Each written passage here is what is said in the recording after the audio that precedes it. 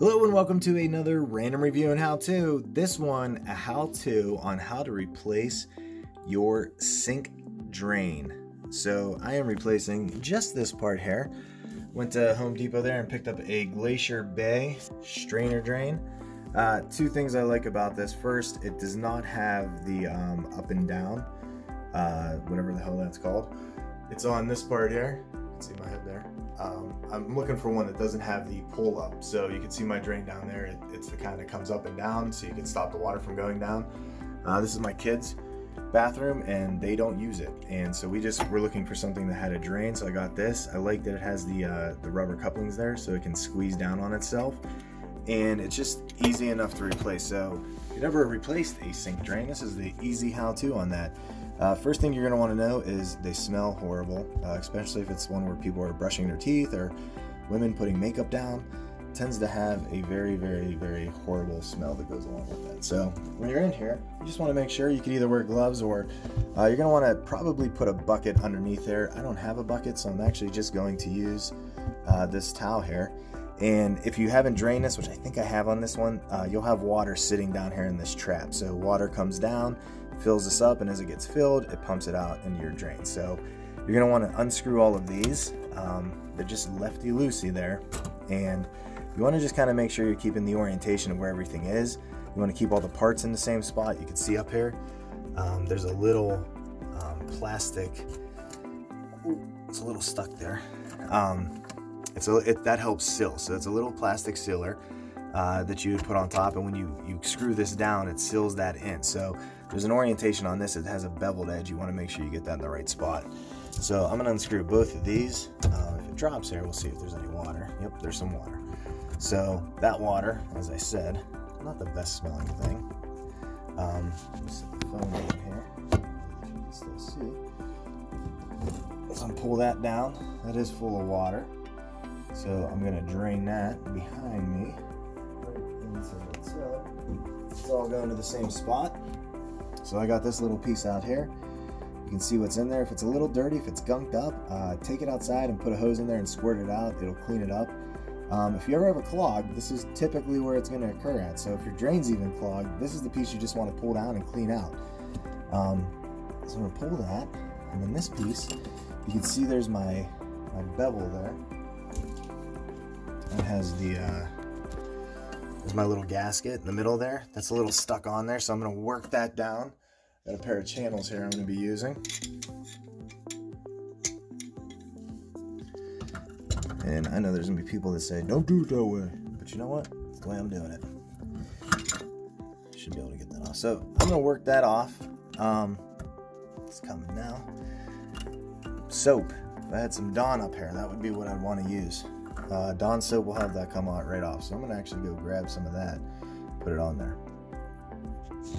Okay, so I got that piece off there right there. You're going to want to check this. Make sure it's not cracked. If it is, you're going to want to pick up another piece of that. So make sure, again, you keep track of that orientation, how that goes. Bevel normally goes up. So you're right, up or down. No, I can't remember. I think it's up. I'll check the other one. The bevel is down. So bevel down. Make sure your bevel's down on that. And you want to keep those pieces together. So what I'm going to do now, I'm going to do this off camera, is I'm going to put my channels right around this ring and start to twist this. And then what's going to happen up top is it's going to twist there as well. So making sure that I can get this unscrewed. I'm going to unscrew this piece here. It's going to drop down and then be able to pull the whole piece out.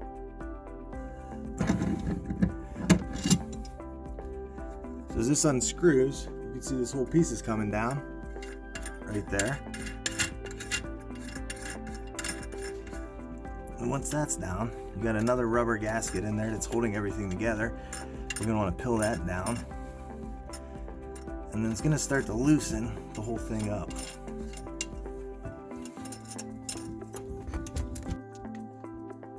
So what I was able to do is loosen this ring using a pair of channel locks, pull that all the way down, and now this whole thing is loose. So you could unscrew this and wiggle it down, and then it's eventually going to drop. But you might have to hold on the top piece, because as I'm turning it down here, you can see the whole thing spinning. So I like to get this up and then grab that with channel locks and then pull it apart. And because I'm replacing it, I don't care if I break it. The only thing you want to be careful of is not to break this, because that's porcelain and that would be bad.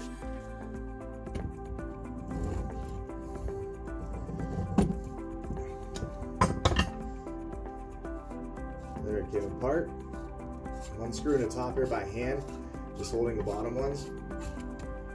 Now that whole piece comes out, the rest of it comes down with all the shit that's in it. So there I was able to get the old one out. You can see it came unscrewed. So here's the top piece that came out of the top. There's still stuff and debris falling. So we know that that definitely needed replaced. And now I have my new one. So the same thing. This is going to screw all the way down here. And there's the bottom rubber gasket. We're going to pull that down as well. And I'm not sure exactly if this top one unscrews here. Yes, it does. So there's a thread in the middle. So the whole piece is unscrewing. And this is going to be the piece that goes down into the trap. So we're going to set that aside. And then we're going to want to unscrew this bottom here all the way down. That way we can stick the top drain in from the top. Pull the rubber gasket down as well. All the way. So I have my hand on top. Put the rubber back on. Bevel up. So it's going to slide right in there. And then I'm just going to work it all the way up there. And then once we put the nut on, we're going to be able to squeeze it in there much tighter. And that's going to help hold everything together.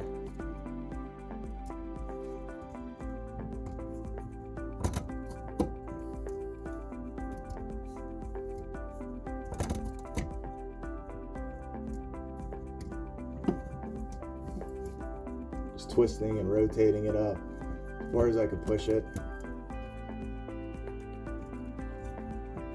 And I wanted to get as close into that hole as possible there. That way I don't have to work it too much.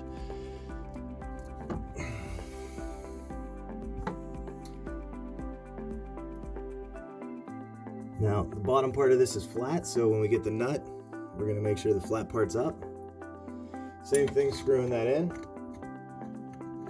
What I kind of like about this one so far is that it has that extra thread inside for the part that's going to go down into the trap. So I don't have to worry about screwing around with a bunch of pieces. And this way,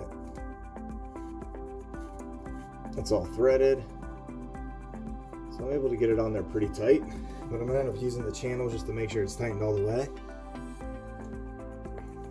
I got my bottom thread here. And they actually give you a little bit of tape. Tiniest little thing of tape. So you're going to want to put this right around this rim here. And that's going to help prevent any leaks from coming out of this connection, because you are going to have running water through that. So I'm just going to tape around the thread, which you can see there.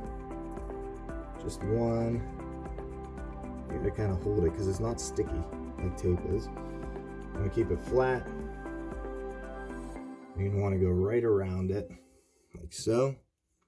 I'm going to do two. I'm going to bring it down a little bit on it too. What's going to happen is when we force this up in here, it's actually going to seal itself using that tape. So, as soon as I get that thread started,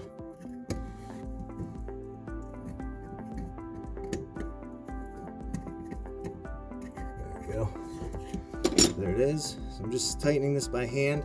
You can see the whole thing's moving. So I'm going to squeeze that other part, tighten it. Don't force it to go any further than it wants. So right about there, we're in. Now I'm going to go ahead and put in my P-trap again. So this part, not as important to with the it's not as important as to what steps you're taking when, but this way I can kind of make sure everything's lined up. Put my old one right back on there. It fits on. Oop, forgot a step. Always do. Make sure you put your nut on first. Flat side up. Push it up as high as you can. I'm going to get this trap in position.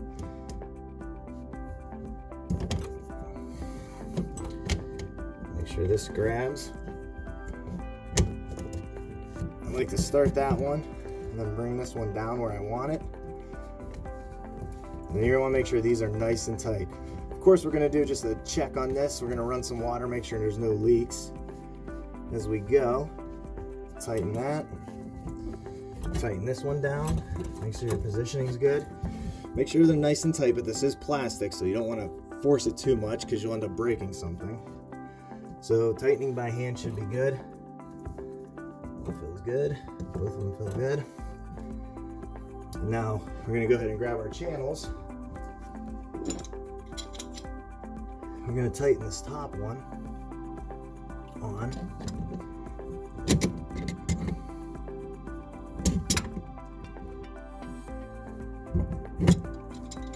Again, just enough that you're seeing it move into there. You don't want to over tighten it. You don't want to rip the rubber, do anything like that. So I got my channels on, making sure my pipe's not twisting. Threads aren't twisting. Nice and easy. It's not a race. Just compressing down my rubber there. Get it nice and tight. Little ways to go. Oh, barely see what I'm doing.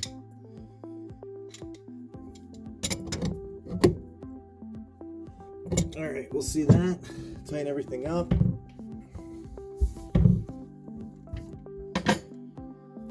Check our top up here.